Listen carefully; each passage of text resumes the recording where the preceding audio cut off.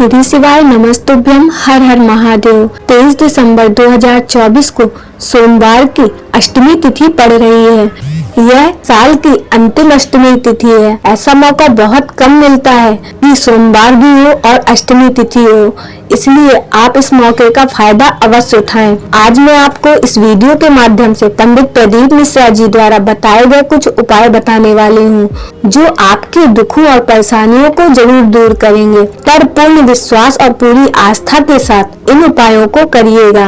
अब चलते हैं पंडित प्रदीप मिश्रा जी द्वारा बताए गए कुछ विशेष उपायों की तरफ। पहला उपाय, जिन महिलाओं के जीवन में बहुत दुख है, बहुत कष्ट है, किसी भी प्रकार का आपके जीवन में दुख है, तो आपको यह उपाय अवश्य करना चाहिए। आपको एक बेलपत्र लेनी है, एक अक्षत यानी आखा चावल लेना है और एक कोई भी लाल रंग के पुष्प की पंखुड़ी लेनी है। इन तीनों चीजों को लेकर भगवान शंकर के शिवलिंग पर जो माता अशोक सुंदरी वाला स्थान होता है, उस स्थान पर माता गौरी, माँ मालिनी और माँ आदि शक्ति का ध्यान करते हुए समर्पित कर देना है। जब आप बेलपत्र, अक्षत और पंखुड़ी को समर्पित करें तो बेलपत्र की डंडी का मुख जलाधारी की तरफ रखें। अपनी कामना कहते हुए, अपने दुख कहते हुए भगवान भोलेनाथ से, अपने परम पिता से कहकर आ जाइए। आपका दुख सुख में कब परिवर्तित हो जाएगा आपको स्वयं नहीं पता चलेगा। सोमवार की अष्टमी तिथि साधारण अष्टमी तिथि नहीं है,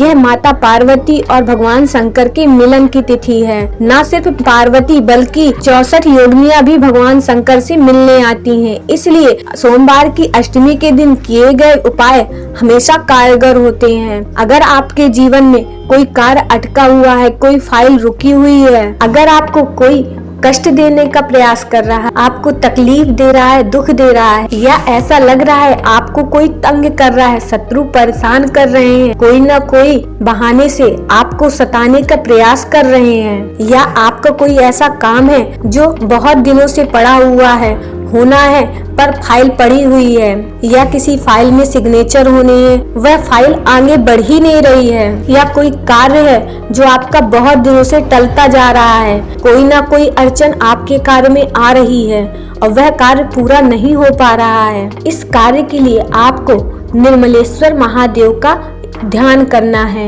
अब यह उपाय आपको निर्मलेश्वर महादेव के नाम से तो करना है, पर कैसे करना है? और इस उपाय को करने के लिए आपको बहुत किसी चीजों की जरूरत नहीं है, केवल 5 वृक्ष की पत्तियों को आपको ले लेना है।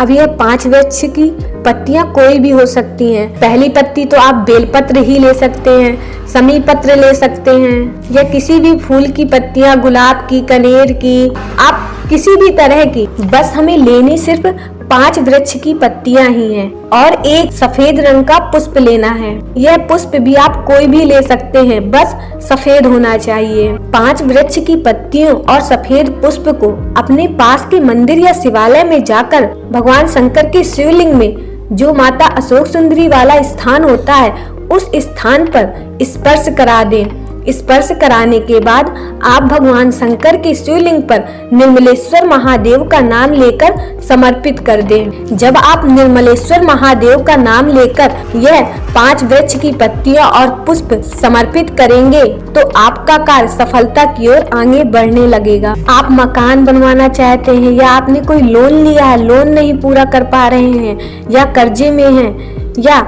आपके व्यापार में बाधाएं आ रही हैं, तो आप इस उपाय को बड़ी आसानी से कर सकते हैं। बस याद रखिएगा, यह उपाय सिर्फ सोमवार की अष्टमी के दिन ही करना है। सोमवार की अष्टमी का विशेष महत्व है। सोमवार की अष्टमी के दिन आप कुछ करें या ना करें, प्रदोष काल में एक बेलपत्र भगवान शंकर के शिवलिंग पर जरूर समर्पित करें, क्योंकि सोमवार की अष्टमी भगवान शंकर और माता पार्वती के मिलन का दिन है और खासकर प्रदोष काल में इस उपाय को अवश्य करें। सोमवार की अष्टमी का इतना महत्व है कि अगर आप भूल से भी प्रदोष काल में एक बेलपत्र या एक सफेद फूल ही भगवान शंकर को भूलवश भी समर्पित कर देते हैं, तो आपने चाहे उनसे कुछ मांगा हो या ना मांगा हो, भोलेनाथ आपको स्वयं आपके द्वार में आकर आपकी झोली खुशियों से भर देते हैं।